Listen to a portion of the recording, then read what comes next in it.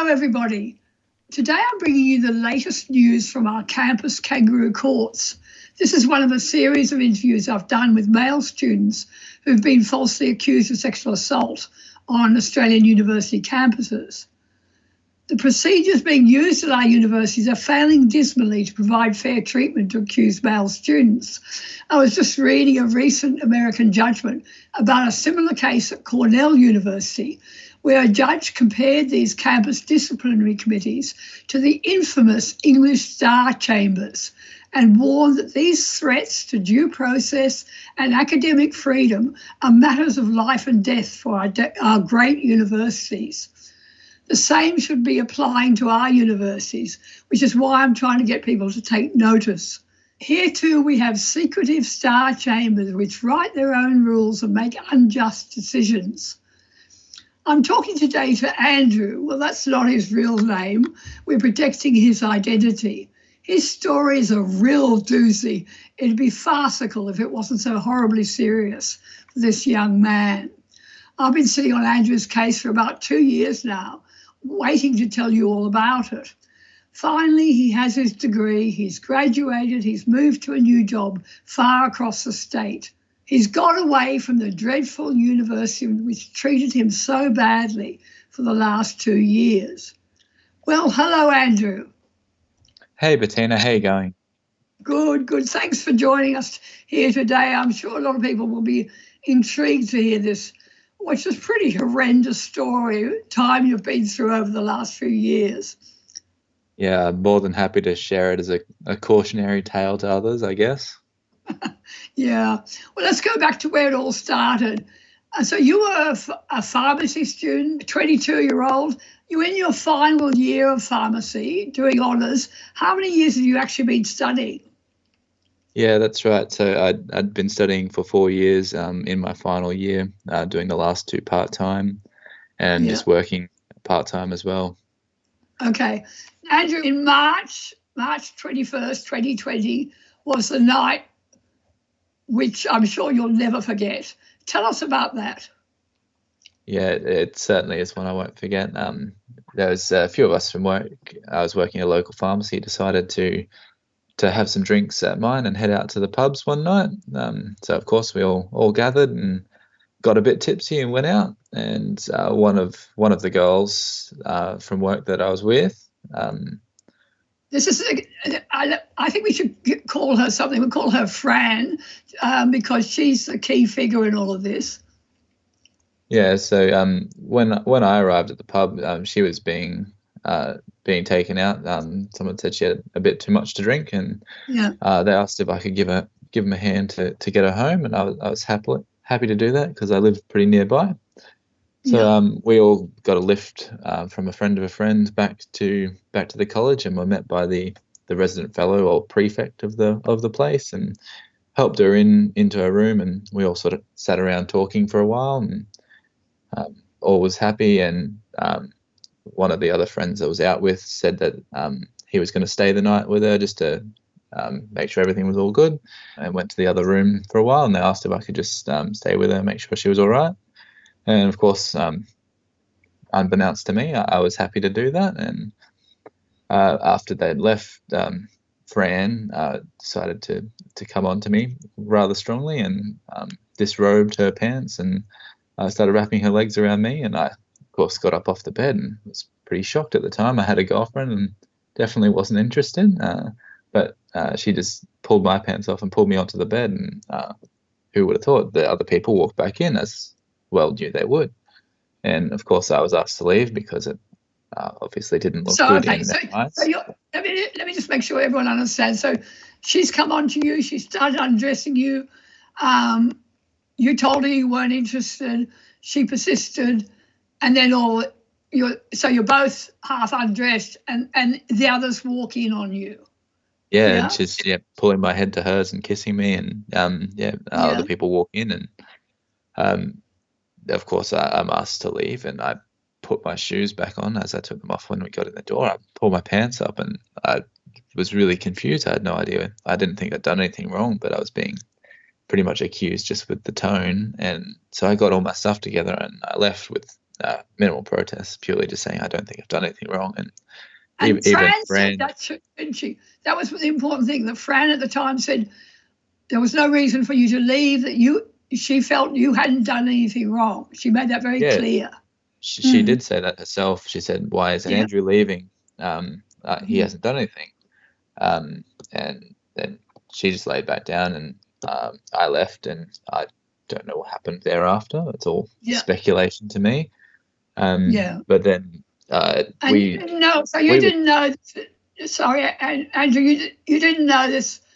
There was any repercussions from this for quite a while, did you? No, look, we even talked for the week after, Fran and I, and it all seemed friendly. We were just joking around, some messages, some memes as they call them, and not till about. She didn't say anything to you to indicate that there was any problem. No, she was completely fine. Said it was fun hanging out, and then not till about 6 or 8 weeks later, I get a call from the student grievance unit at the university calling me in. And so I go in that afternoon after I finished at work and was told, actually, this matter's been passed on to the police now.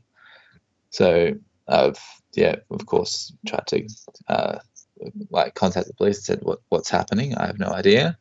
And they said, you should get some legal advice. And a friend of mine said to give Tina a call.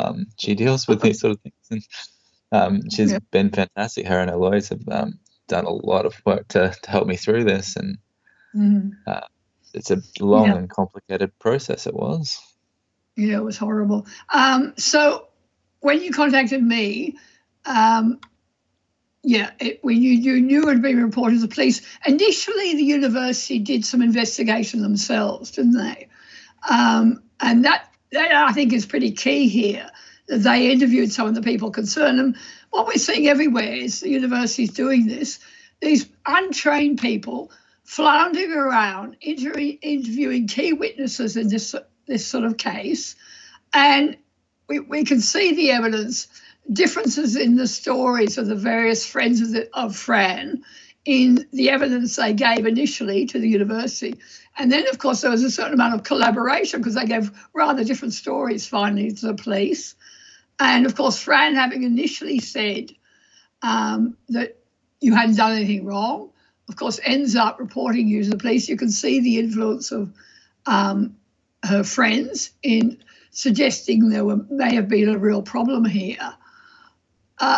So tell me about all of that. So you discovered that these sort of people have been being interviewed about what happened that night.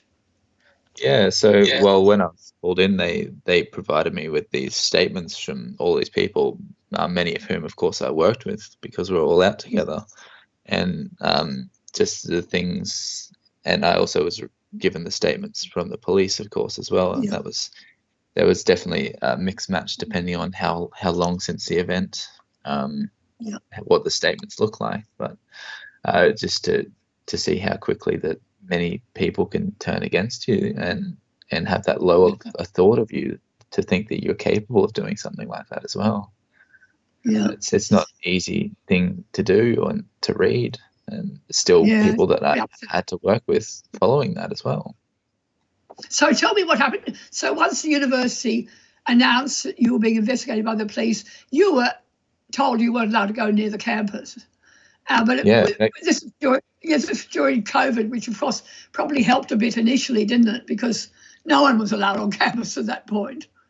Yeah, well, a bit initially. Right at the start of it, it was coming into COVID. I still had some bits and pieces on campus, and especially for me, I was very involved on campus. I was part of a lot of societies and a lot of groups, and I had a big influence on campus. So it was, so we should tell people, Andrew. Let's tell people about. I mean, this is you were a kid who'd had a lot of achievements. You were a resident fellow at the college, and you'd been elected to the Student Representative Council. All of that you had to walk away from, didn't you? Once these accusations were made about you. Yeah, look, I was in university on a scholarship. I was part of the medical, so the Rural Health Alliance, and I was captain of the squash and the volleyball team at the time, and part of the Elite Athletes Academy there. And there's a lot a lot to walk away from, a lot of leadership and things that I was obviously working on and trying to promote within the community and within the university, and having to pull out of all of those things and come up with excuses to friends and colleagues in those. It's definitely a hard thing to do. And I assume a lot of people gradually knew that there was this accusation against you. Is that right? Yeah, well, I mean, I would assume so. Some people definitely did pull away and just ostracized from certain friend groups. Other friend groups, of course, were a bit more loyal and definitely knew that it wasn't part of who I am, and definitely it's not something I'd be capable of. And so they were more supportive and pretty much hid the fact that they knew most of the time. And and I don't know how much everyone knew. Of course, it's a bit of Chinese whispers when it goes around like that. Must be so horrible.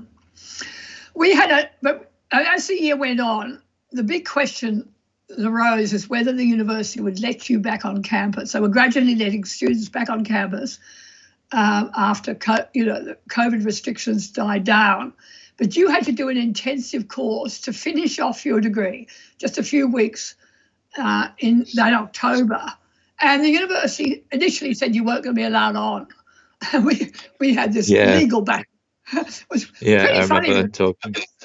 Wasn't much fun for you, but go on. Sorry. I remember talking with you, Tina, and talking to all the lawyers, and the amount of letters that we had to get your team to write just to purely get me on campus for was it 3 days to do some intensives. Yeah, it was ridiculous. Because I would just say, because of this horrendous crime you were alleged to have committed, you weren't allowed near the university. I mean, incredible. But I actually had a friend on campus who dug around amongst the regulations. We found this regulation saying that the university must take steps to ensure students are not academically disadvantaged while these matters are being determined. And so we put that into one of these legal letters. And in the end, they caved in, but it was only at the very last moment, wasn't it? Yeah, well, I remember I guess looking back at it, probably the funniest part was when they initially said something. They wanted me to be escorted to and from the intensive by security. God. And I just thought how ridiculous that is. Yeah. Oh, it was just one hoop after another you had to jump through, didn't you? Yeah. Anyway, okay. You've completed the whole course finally, and we knew you'd done enough to complete your degree requirement, and you were told that, and then, of course, the university turned around and said, well, you had to wait until the magistrate made the decision, which was not until the following June. So you had 6 months in limbo then, didn't you? Yeah, well, the court date kept getting postponed due to I guess stuff beyond our control. But eventually, yes, it was heard in June, and they didn't even get to the end of their witnesses before saying, look, there's no point going any further. And of course, it was thrown out of court and dismissed, saying, look, it's quite possible that Andrew's tale of these events is accurate. There's too many inconsistencies. That's what the magistrate said. I mean, the other important point about it is we were talking about an incident which was described as sexual touching. This was not sexual assault. So it's a minor charge, and that was being heard in the magistrate's court, not in the district court. So it was very clear from the beginning this was something the police weren't taking very seriously. And then the magistrate throws it out and makes it very clear that he thinks your version of the event stood up, and that he made it clear that a lot of these peculiar things that the various witnesses were raising about the condom and the spiked drinks and so on were irrelevant. There was contradictory evidence from Fran's friends and so on. So we had a very conclusive verdict, and we thought this is looking good finally. And so this is when this was all at the end of June 2021. But we still didn't know whether it was all going to happen. I can't remember. At a certain point, you got a letter from the university saying you should prepare for your graduation ceremony. And you got terribly excited. I think that was sometime towards the end of the year. So like they sent me the letter, maybe August or September or something like that, saying that you've completed your thing. Please go onto the portal and confirm your address details so we can send your certificate out to you. So it's like, well, okay, that sounds good. It sounds like they've come to their senses and finalized everything. And I sent that out to Tina and the team and said, look, this looks good. And then I think it was about maybe 3 weeks after that graduation date, I gave them a call and said, look, I haven't received it yet. And they've looked up and said, oh, well, it looks like it's been pulled. And, they say something about there's a matter open. We cannot look at what this is. Please refer them to this person. Of course, it's the grievance unit again. So then I follow up the grievance unit, and once again, they've said, no, we still need to do our own investigation. Yeah. And this is, I think, the most important point about your case. The fact that we had a decision from our criminal court system throwing this matter out, saying they believed your evidence, and this university takes it upon themselves to do their own investigation after that. And why are they doing that? They're doing that because they have a lower standard of proof.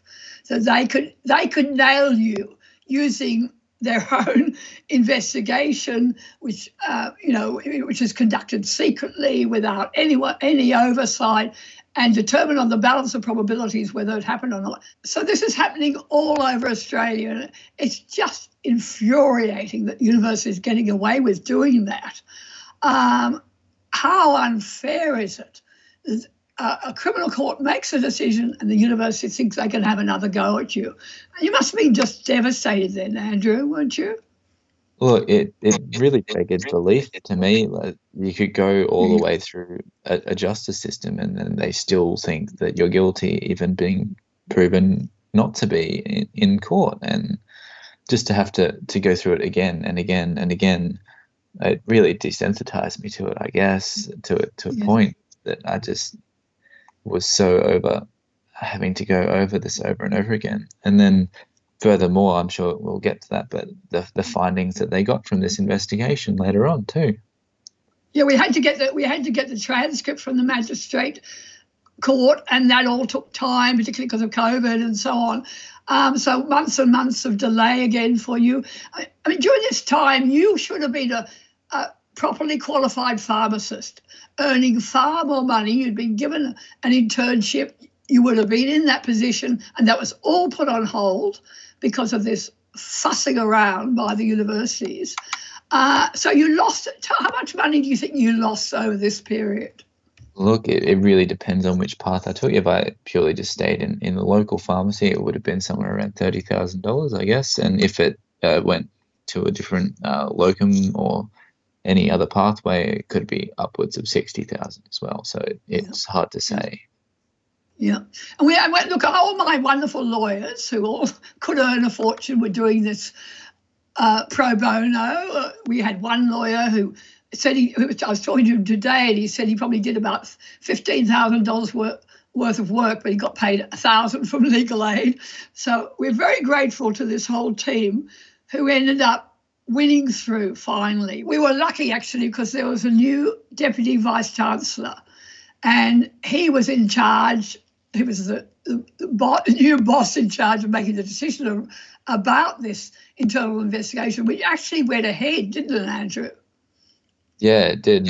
It wasn't the most pleasant thing either, having to go to yet another tribunal of this sort, and they wouldn't allow me to have a lawyer or any legal presence there, merely just a support person to sit with me.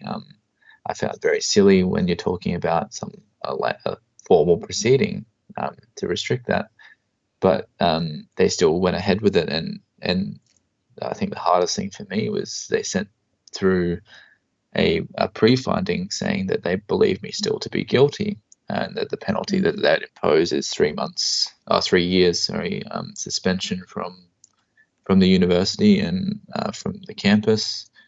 while this didn't particularly affect me, I still found it really hurtful that they had that finding of guilt after it had been through a legal system. And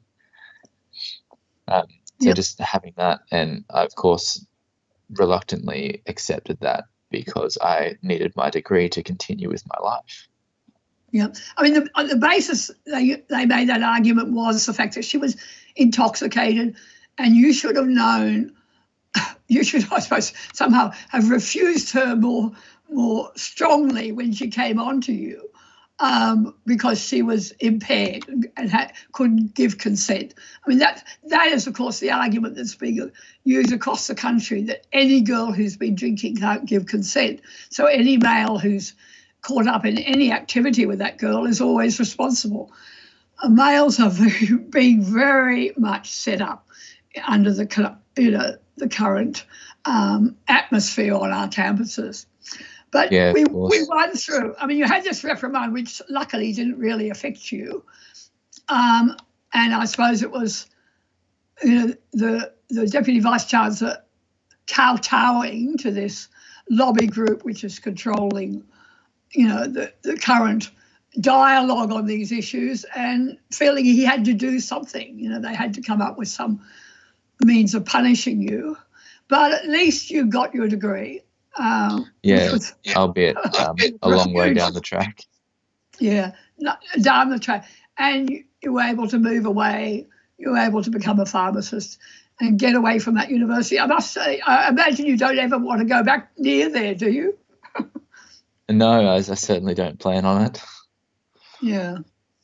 What are your lessons? What would you say to young men proposing to study at Australian universities?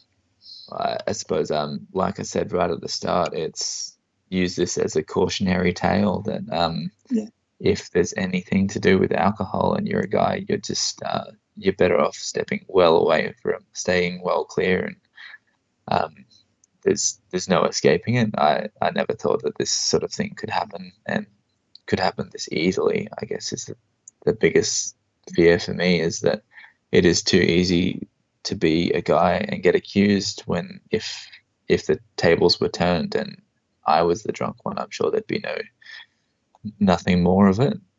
So just be very, very careful when there's alcohol involved, and always make sure you have a friend around with you when you're going out. And if there's going to be intoxication, just go home.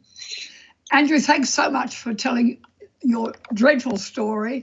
I'm sure a lot of people will have enormous sympathy for you, and relief that you finally got through it.